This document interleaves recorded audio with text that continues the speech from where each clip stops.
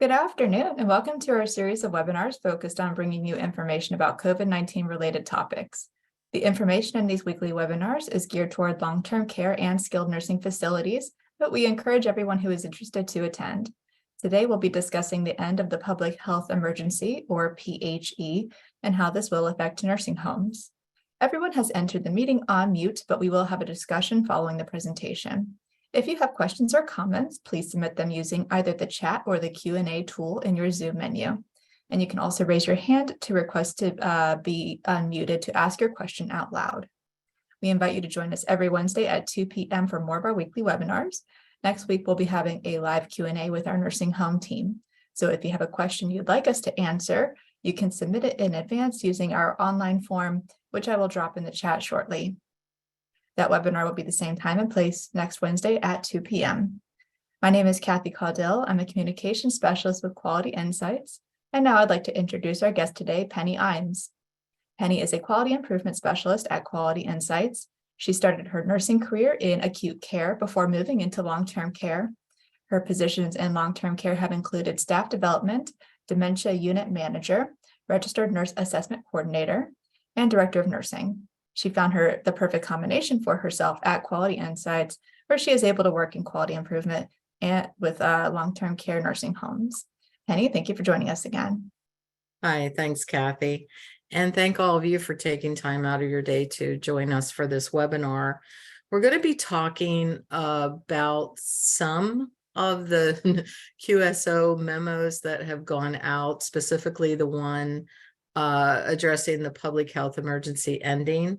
Some of you may have been on the webinar that we held back in February of 2023, where we first started talking when that first memo came out, talking about the end of the public health emergency. And then suddenly here we are, is May 11th. And May 11th is the end of the public health emergency. So we wanted to take some of the information that we had shared with you back in February and take another look at that, see if there were any updates, and just talk about that a little bit. And then I will be opening this up for some questions for all of you to ask. So I'm going to go down through some of those main key areas that we hit before, talk about what this will mean for those of us in long-term care, and then we will give you an opportunity to ask questions. So for that QSO memo, and Kathy's putting that information link to get to that memo into the chat. And of course, as I say every time, please make sure that you are getting your CMS QSO memos specific to long-term care, especially because it's very important to know what's happening. And we, of course, will continue to keep you updated as much as possible.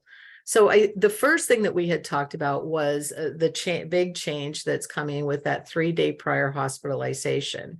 And really, as you can see, what we had talked about before in the waiver ending, at the end of the PHE, again, now that is tomorrow. So really, this is the 3-day qualifying hospital stay to qualify for your covered Part A SNF stay is something that was in effect. It was during COVID, during the public health emergency, that requirement was waived.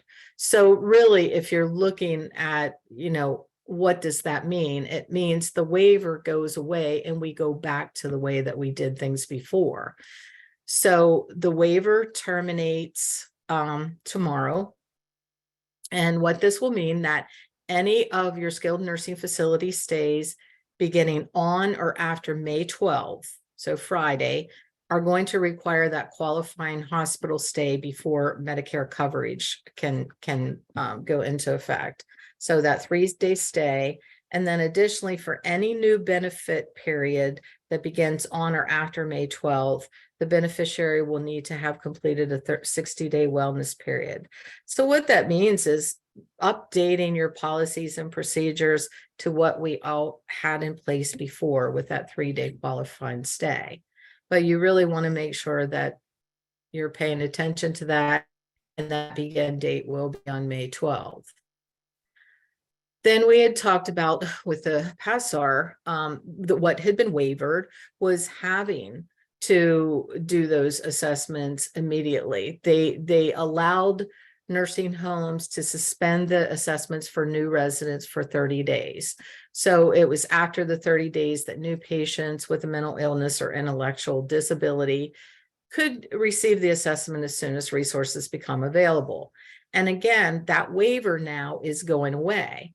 So what that means is that you'll have to be in compliance with the previous requirements for PASAR with all your admissions taking place after May 11th. So admissions that come in with mental illness or intellectual disabilities will have to have evidence that PASAR level 1 pre-screening is completed prior to admission. And then if it's positive, the level 2 screening conducted prior to admission to the facility. Now, there are some state programs, and because we do cover Pennsylvania and West Virginia, some state programs permit the use of exceptions, and the resident remains in the facility longer than 30 days.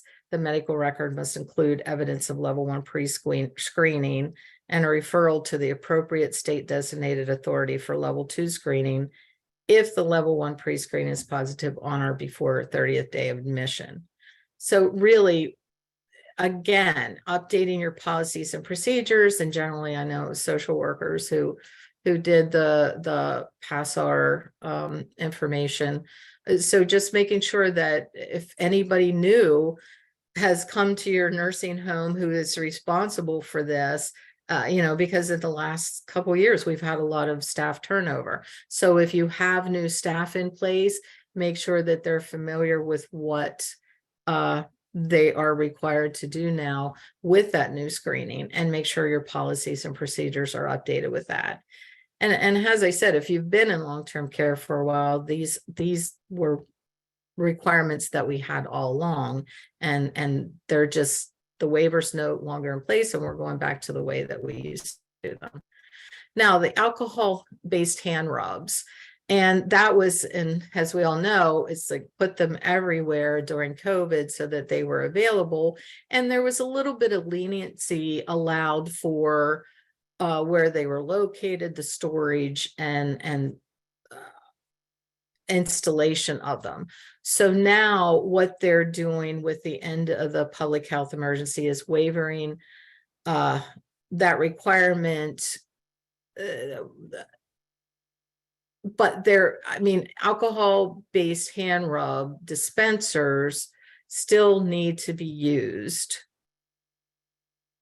But what you really need to pay attention to, and again, this is more along the life safety and updating your policies and procedures, is the location and storage, because there is, as we said, they contain ethanol alcohol, it's a flammable liquid, and there are restrictions on the storage and location of those containers. So you really want to make sure that you're paying attention to where they're located and where they're stored as you move forward. So that's really the main takeaway with the PHE ending. You're probably going to be more closely scrutinized for location and storage of your alcohol-based hand rubs. Then there was the required facility reporting. And as you can see, we did say, and that was something that came up before, is the mandatory COVID reporting requirement going to end? And at that point in time, they were saying, no, that mandatory COVID-19 reporting into NHSN will continue until December 31st, 2024. And that is going to still be in place. So as you can see, and I highlighted in red the additional information from this memo, that they are requiring facilities to report COVID-19 information into NHSN, as you've been doing.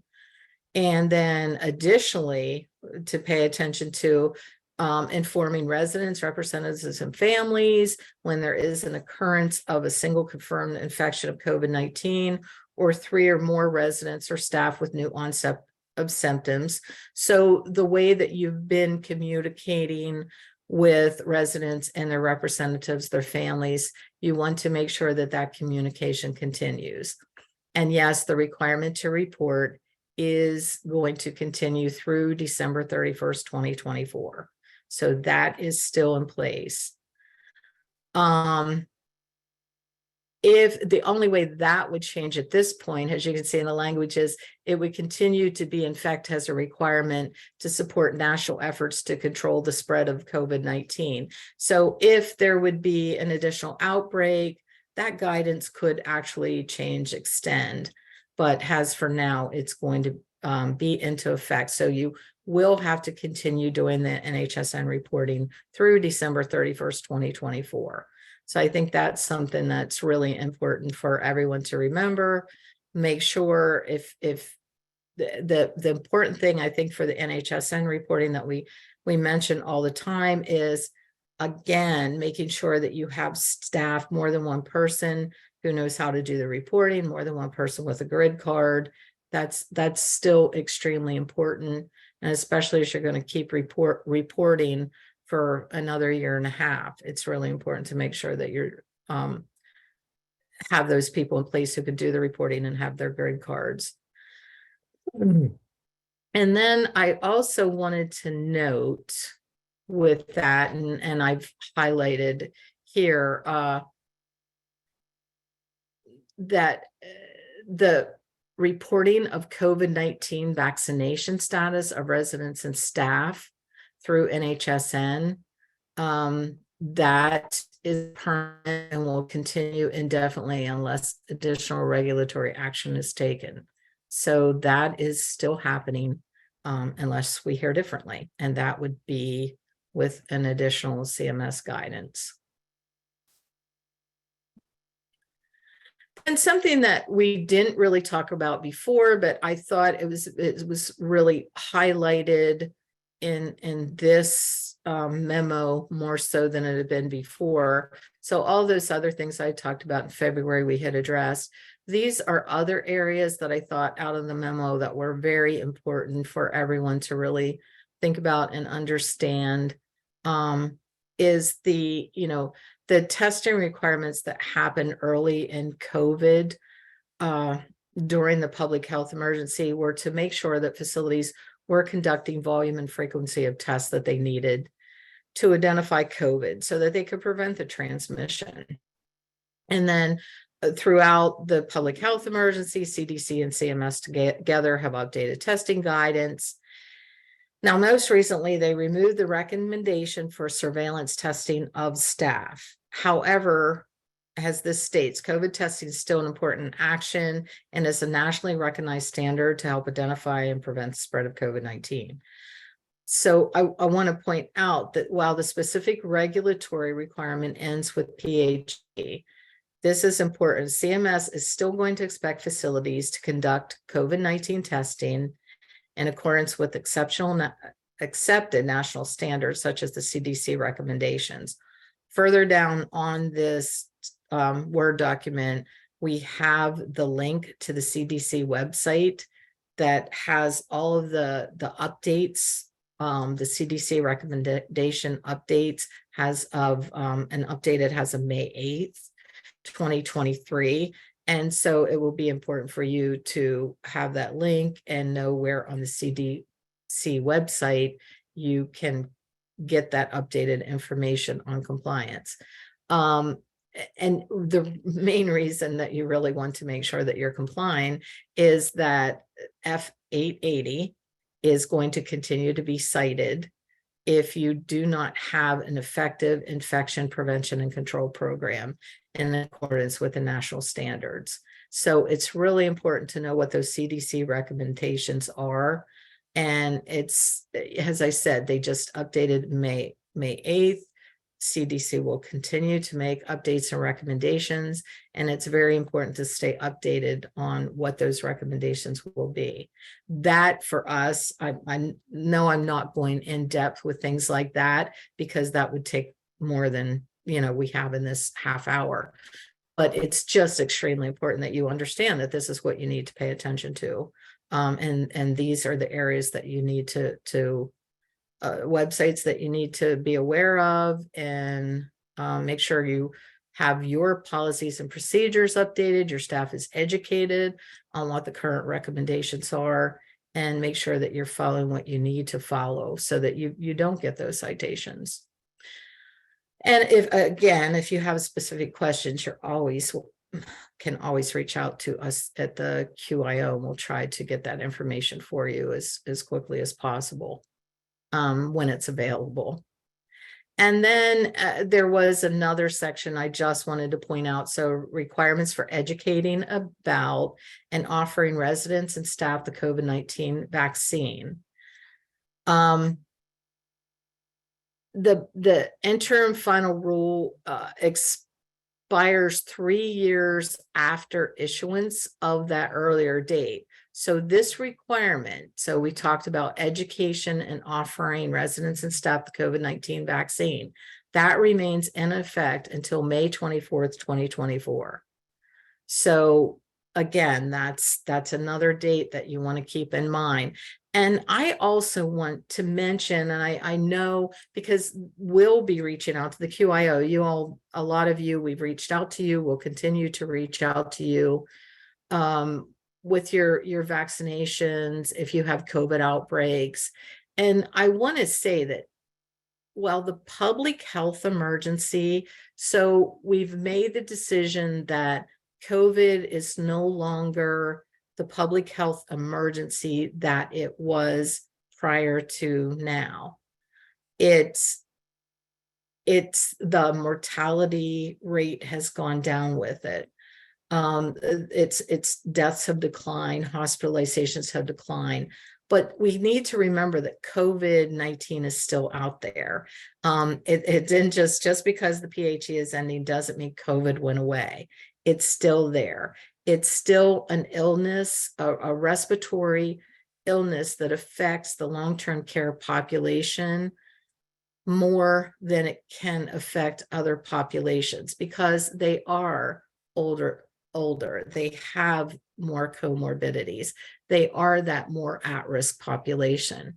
So COVID is still there, and we still need to make sure that in long-term care you have that very effective infection prevention control program in place to continue to protect your residents.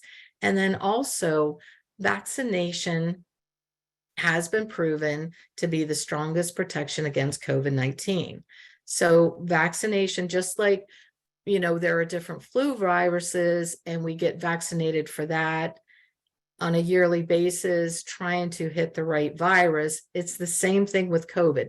It is, again, a respiratory illness that can be very serious for our population, that is still there. It can still have variants. So we need to be aware, and we still need to vaccinate against that with the most updated vaccines. And of course, right now, that's the bivalent, which has replaced the monovalent. So I think, this in here, that to remind everybody that you still need to offer the vaccine, educate residents and staff about the vaccine, and try to protect your residents, just like you do with flu and pneumococcal vaccines.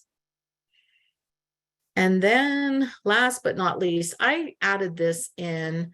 It is the just the little beginning piece. This is the website for the CDC page that talks about the interim, and you see it's interim infection prevention and control recommendations, and this is specific to long-term care.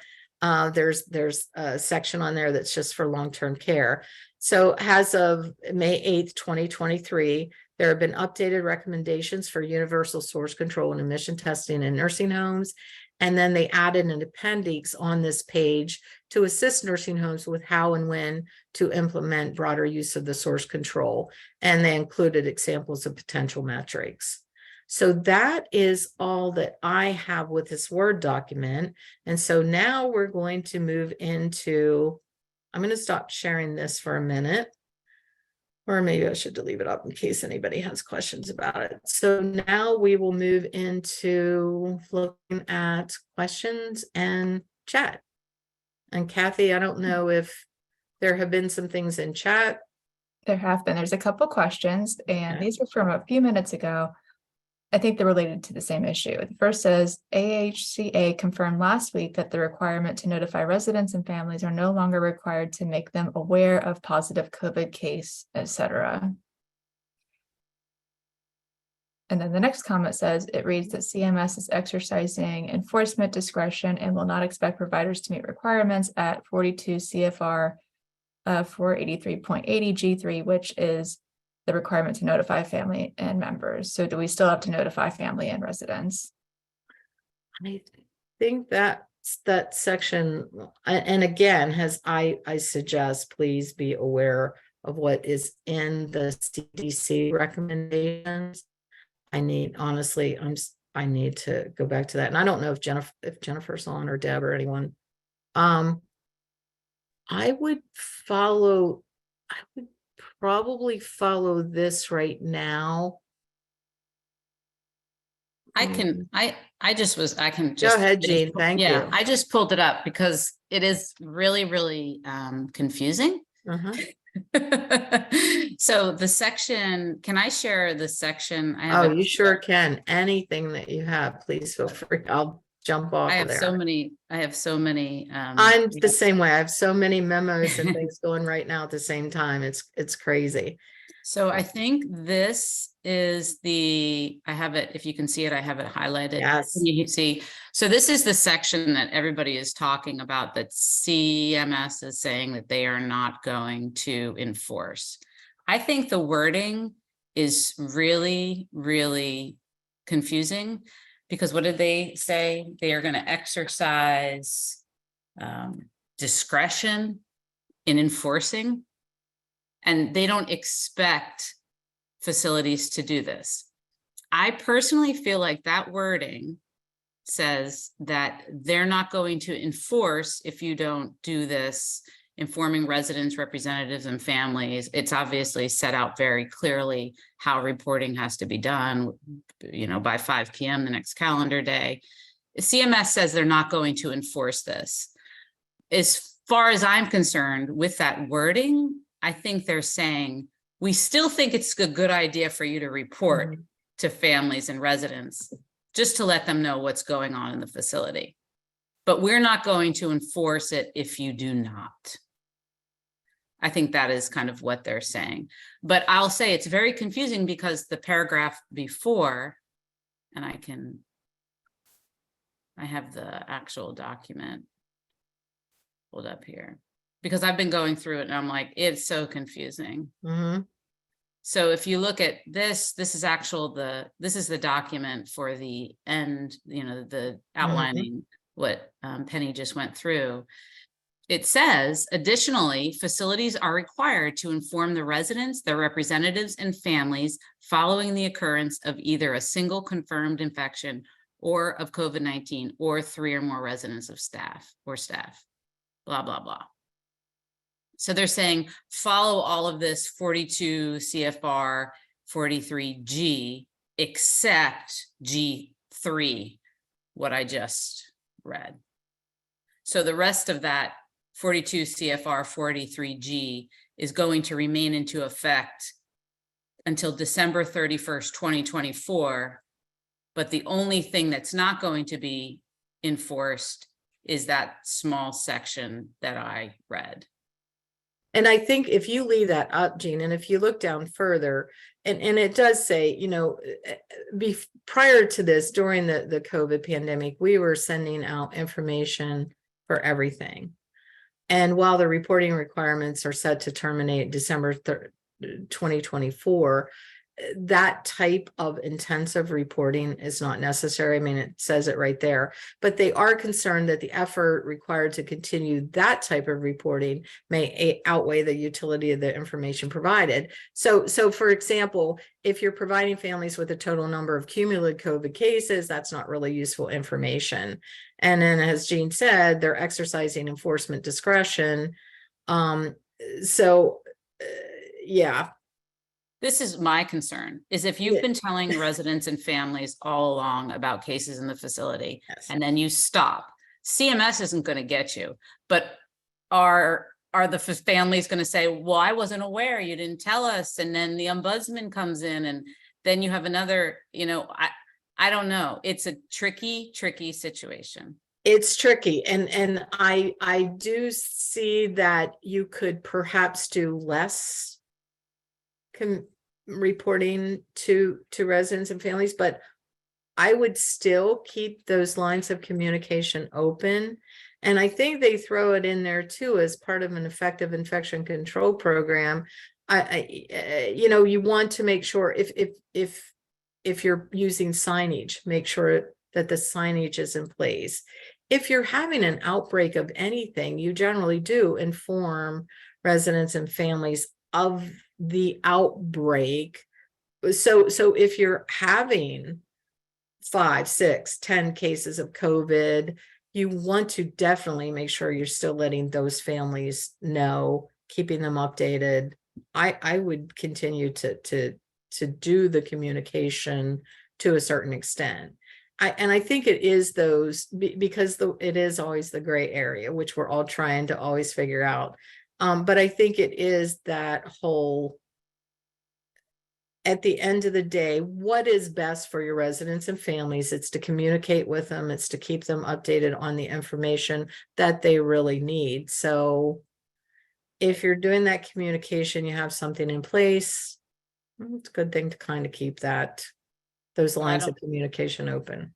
I don't think CMS is not going to say you have to communicate by 5 p.m. Right. the day Exactly. following. There's no hard and fast rules regarding the communication at this point. Yeah. And honestly, I would keep this information as part of like a policy. I'd keep it right there. So if anybody came in and questioned you could say, here's the guidance.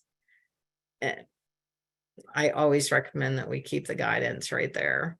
Yeah, because they even have, wording for surveyors in this guidance. So, are they going to be up to date if, a family calls in a complaint and says, we weren't aware that 5 residents, and so you might have survey walk in, and then you have to deal with it. And it's just, there's going to be a delay in everyone assimilating this information.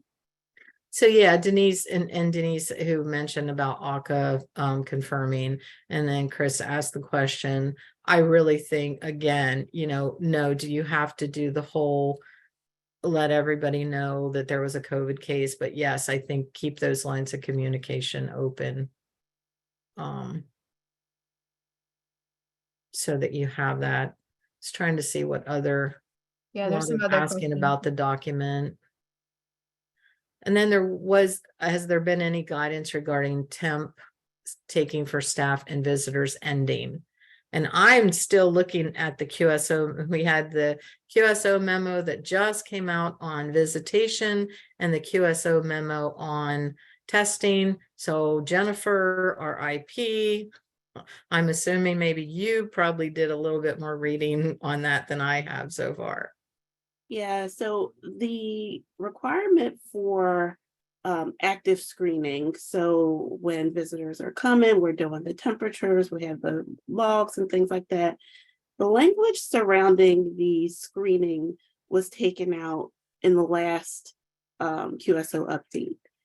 However, there is guidance in this current QSO to post signage at the entrances regarding the symptoms and to possibly defer your visit until after your symptoms, or if you have a pending test is done.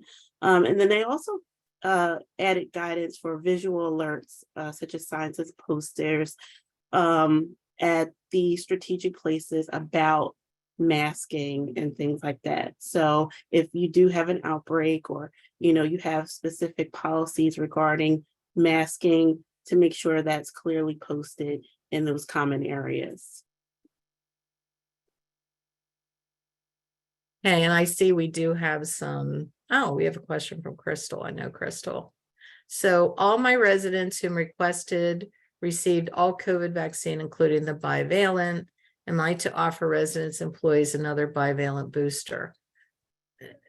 No, you are to make sure that everyone is offered the bivalent booster. If they took it, then they go into your reporting as being up to date. And at this point in time, they had the bivalent booster, they're up to date. But if anyone did not take it and you want to wait a week or two and then go back and maybe offer it again, it's the educating them on the importance. Of course, if somebody has a medical reason or a religious exemption, you want to make sure that you have that in place. But it's just that ongoing education for new admissions and stuff. But if they've received this most recent bivalent booster, then they're up to date and you don't have to continue to offer it to those people. I hope that Crystal, answers I your see your question. hand was raised, so I gave you the ability to unmute yourself if you have anything else to add to that, since we're answering your question.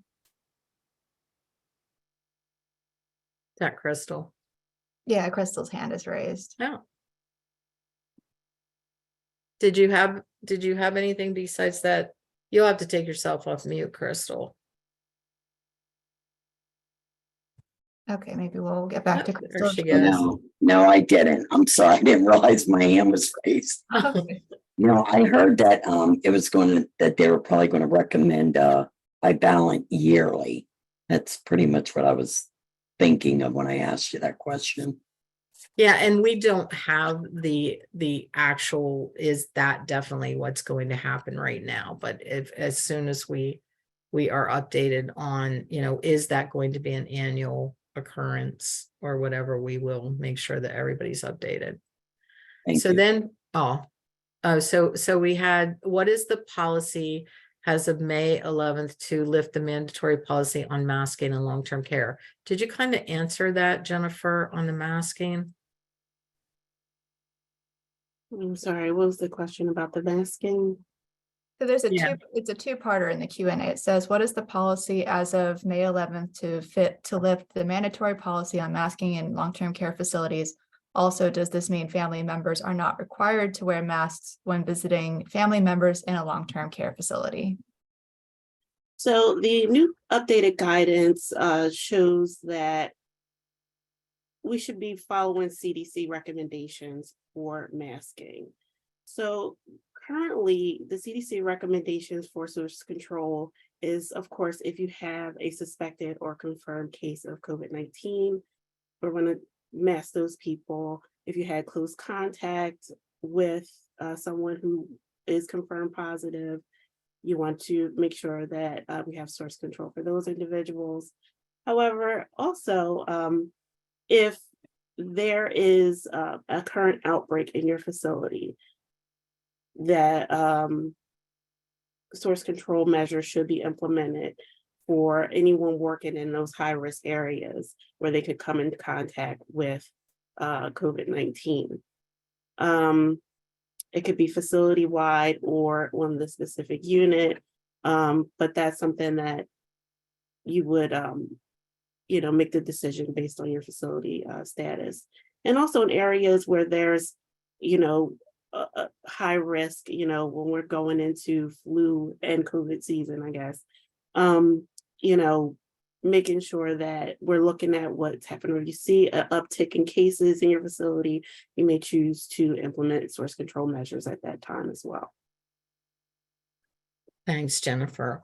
And I see we have one more thing in chat, well, two more. Which we'll get to. I do want to mention next Wednesday, the 17th at 2:00, we're having another DCO webinar, and it's going to be question and answers. It's open, but we can talk more about the testing and the visitation, those memos that came out. And what would be really nice is if you could share some questions. Kathy, do you want to? I just put it in the chat. I put it in earlier, but I put it in again. There's a form that you can fill out to submit your questions. So if any questions come up between now and next Wednesday, and it'll take a little bit of research, you can submit that to us ahead of time, anytime between now and, I would say, Tuesday would be good if you can get your question in by then, and we can address it on our next webinar. By the way, I didn't get to make these introductions earlier. Jennifer Brown is our infection preventionist, and Dr. Jean Storm is Quality Insights Medical Director. So a couple questions that Yes. we haven't gotten to yet. It says, we are having an issue with new employees that have never received a primary series and now can only receive the bivalent. If they only receive the bivalent, are they considered up to date? I can answer that one. So according to CDC guidelines for anyone over the age of 12, if they are unvaccinated and have one dose of the bivalent, that is considered up to date. Thanks, Jennifer. And And Kathy, I just want to mention real quick, sorry about that. I'm not talking too much, but I did want to mention that we are updating. We have our resources on, we're updating them from the monovalent to the bivalent. And so we will have those resources available also. next question is, does source control mean N95 with an outbreak or just regular mask? So source control would depend on what the situation is. So if you are caring for someone with a confirmed case or suspected case of COVID-19, it's recommended to use the N95, but source control could also be a well-fitting mask as well. If you are doing it, as a prevention measure, because maybe you're seeing those upticks in the community or things like that. So now we have two questions, one that was from earlier that we didn't get to yet, and one that just popped in. I think they're similar. The first is, do we still need to complete COVID symptom screening of all residents? Do we still need to actively screen all staff and visitors for symptom/temp? And the other one, let's see, are we, actually, I think it's a different, well, one does says, do we still need to complete daily COVID symptom screening of residents? So for the symptom screening, I'll have to double check the guidance, but I do not remember seeing that language in the current QSL. However, if there is a concern in your facility or your outbreak, that might be something that would be good to do. Just follow your policy regarding handling of an outbreak and what measures you're taking at that time. Another question says, are we to offer a second bivalent if over 65 and it had been 2 months since last booster? For those over 65, it's 4 months from the last booster bivalent. Someone commented, FYI, for those facilities in Philadelphia, the PDPH sent out a health advisory today on COVID-19 vaccinations and masking requirements for healthcare workers. Thank Yeah, you. Lisa, thank you for sharing that. I know the public health department in Philadelphia is really always up to date, and Philadelphia's that little city with our state within Pennsylvania that we look to for guidance and recommendations too. And then I see Denise asked, do we anticipate a new PA to align with the new guidance? Yes, we did. We do.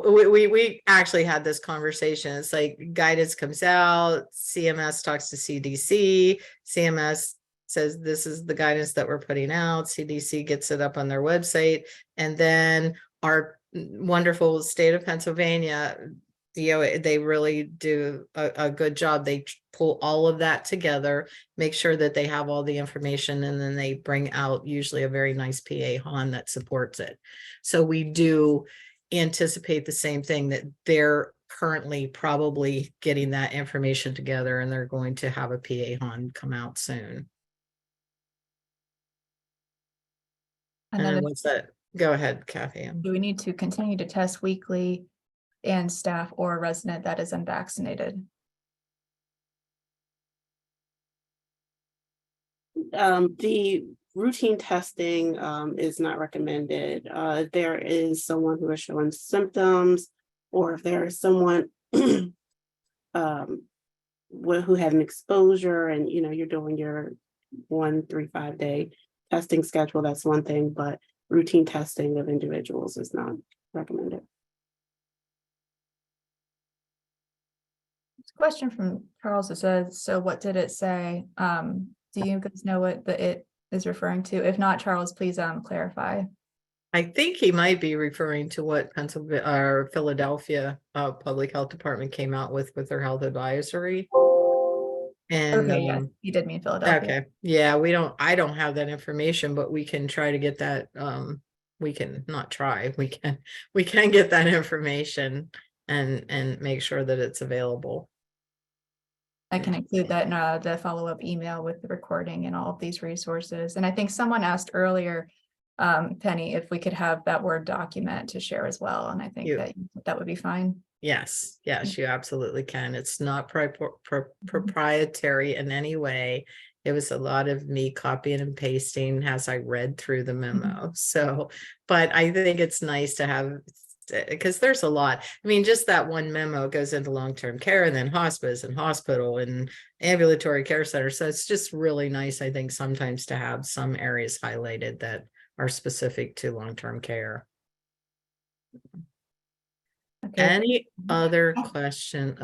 I'm sorry, Kathy, I keep. Well, I was saying, I think we got to all of them so far. So I was gonna, if it's okay, I'll read some closing notes. Yes. And then if there's any last minute questions, but this has been a pretty long webinar, so we'll probably want to wrap up here in a minute. So again, yes, if you have a question or comment, you can still submit them using either the chat or the Q&A tools in your Zoom menu, or you can raise your hand if you want to ask your question out loud. I'd like to remind everyone, although we've said it a couple times, that next week's Q&A will be another live, or next week's webinar will be another live Q&A, basically an extension of today's webinar. But we could also talk about other topics like recent updates to vaccine guidance, NHSN reporting, and any other issues related to long-term care in that Q&A webinar. So any questions you have, you can submit them in advance, or you can ask them at the webinar. And we also invite you to bring your questions to our virtual live chat office hours, which are each Tuesday and Thursday at noon. Deborah Wright is there to answer questions on topics such as quality improvement initiatives, infection control, or MDS coding. And you can find the link to join those live chats in our webinar email reminders, as well as our Friday newsletters, the last minute lowdown. And if you're not on our mailing list for our emails, but you would like to be, you can contact me at ccaudell@qualityinsights.org to get on that list. And I will drop my email in the chat shortly along with Penny's. And if you don't manage to keep track of my email, as I said, I'll be emailing everyone later this week and you'll have it on hand then. And also I wanted to point out, Lisa, if you wanted to even just send the information to us, because we will be sending this Word document out to all attendees here. We can also send that information or a link or whatever, because I see a couple other people are really interested in what Philadelphia had to say. So, you know, you have the option, you can send it to us and we'll make sure all the attendees here get it, or you know, you can feel free to send it out to people if you want to. There was one question. Yes. Has anybody identified a local metric to determine respiratory community spread to replace the CDC community transmission? Jennifer. I have not seen anything as of yet, but I will look that up and see if I can find anything. And if so, you know, I'll send that out, the link out to the group if it's available. Yeah, Lisa, thank you. Yes, we were talking about that also, like the community transmission rates that we all used and we were familiar with now, and we knew how to evaluate where we were at, and now that's going away. Yeah, Lisa, okay, send it to Kathy and then she'll make sure. Yeah, we used to have a state website that we used prior to the transmission rate site, but I'll look into it a little more and see if that's still active. Okay, so it looks like we've answered all the questions. I just really would like to thank everybody for attending today, for your participation, for your questions. as I said, please feel free to send questions to us, because that way, if we have them ahead of time, we can look for the information. We can come prepared next week to answer your questions.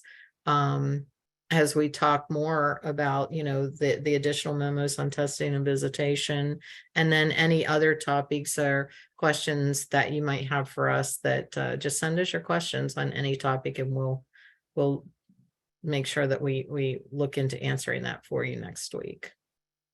Thanks, Penny. And I think I'm going to wrap us up because it looks like we got all our questions. And if we missed you today, you can contact us, or like Penny said, you can attend next week's webinar, which will be more Q&As. Before we sign off, I'd like to ask everyone here to please answer a short evaluation of today's webinar. It is anonymous and will show as a pop-up as soon as the webinar ends. So if you have a couple minutes to fill that out, we would really appreciate it. I'd like to thank all of you for joining us today. Penny, thank you for joining us again today, and we hope to see you all back here again next week.